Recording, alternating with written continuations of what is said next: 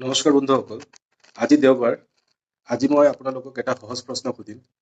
আপোনাৰ বীমা কভাৰ যথেষ্টনে? ভিডিঅ'টো শেষ নোহোৱাৰ আগতেই মনত এটা উত্তৰ তৈয়াৰ কৰক।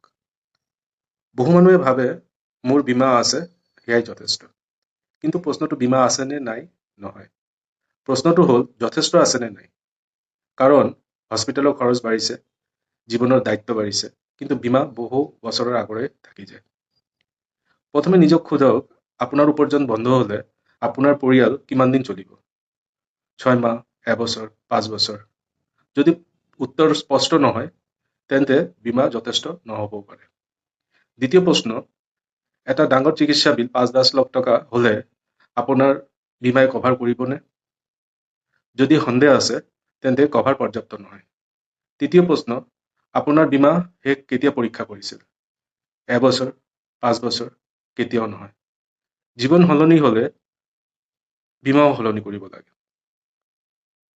এতিয়া মই আপোনালোকক পুনৰ সুধিছো, আপোনাৰ বীমা কভাৰ যথেষ্টনে? ইয়েছ অৰ নো?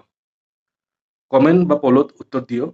যদি উত্তৰ নো বা নট চিয়ৰ হয়, তেন্তে এইটো সমস্যা নহয়, এইটো সচেতনতা। আপোনাৰ বীমা কভাৰ ফ্ৰীত চেক কৰিবলৈ আজিয়েই মোক হোৱাটছআপ কৰক। মোৰ হোৱাটছআপ নম্বৰ 9435006816। দেওবাৰটো ৰক্ষাৰ কথা ভাবি আৰম্ভ কৰক। ধন্যবাদ।